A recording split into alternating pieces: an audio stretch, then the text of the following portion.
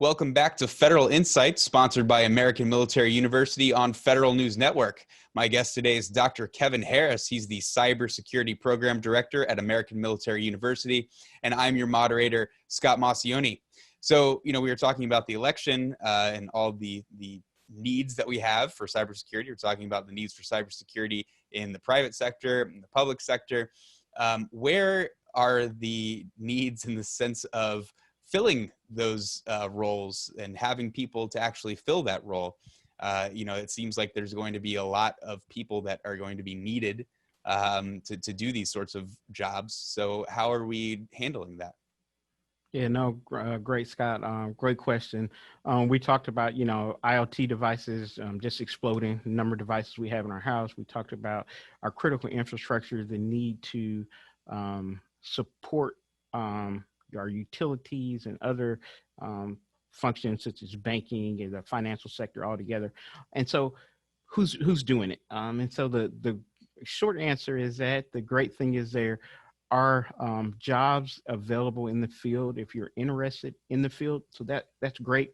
The downside to that is there are too many jobs available. So they're over 500,000 jobs in the United States alone in the cybersecurity space that remain unfilled. Globally, we go up to closer to 3 million jobs in the cybersecurity space that are left unfilled. So it's an area that everyone's looking at. Organizations of different types and sizes want someone that's qualified and willing to help protect their critical digital assets. And so, it goes from the large Fortune, whatever company, to a small to medium-sized business, to a government agency. They all need their data protected. And even though we think, a lot of times our large companies and our government agencies that this is more important to, a small to medium-sized business that is impacted negatively by a cyber attack, they can be put out of business. And so they may not have the insurance coverage or the capital to recover from such an incident. So it's very important that we look to kind of build this capacity so that we can close some of this skills gap, so we don't have these millions of unfulfilled jobs in the space. Every job that's left unfilled in the cybersecurity space is a risk to not just that company, but to everyone. And so we really want to make sure that we can find ways to increase the number of individuals that are looking to pursue careers, in this field. Speaking of that, is there a gap between, women, minorities who are in this? I know that STEM has not exactly been favorable toward those sorts of groups. It's been a very white male dominated sort of area. So how can we bring more people in, and what is the status of it right now? Yep, no, exactly. This kind of follows the same pan. You said STEM altogether.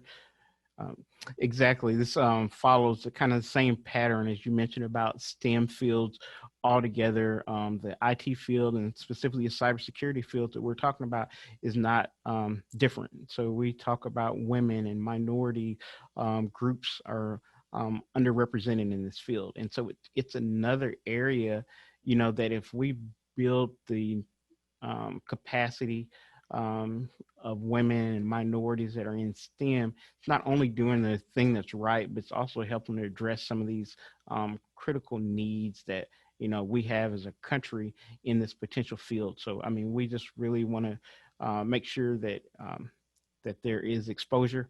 I have this saying that I like to say, exposure changes attitudes, and so it's important for us collectively to make sure that individuals are exposed to tech fields, specifically cybersecurity fields, early and often. So it's not just that one camp that someone took in the summer, but that it's introduced in their curriculum. They're made aware that their degrees, when they decide that they're going to go to college, that cybersecurity is a degree, and also that myth is dispelled that someone has to be a mathematician to enter the cybersecurity field. And there are plenty of jobs that, are high math functioning careers. And so those are there, but there's also a lot of other cybersecurity jobs that are available that don't require extensive math skills. And so we just want to make sure that, we're working to make sure that this field is inclusive to everybody. And the more we make this field more inclusive, the safer we are as a larger community. I know the Defense Department as a whole, what they say is because they're working right now on diversity and inclusion, bringing more in, despite the Army being an extremely diverse and inclusive place.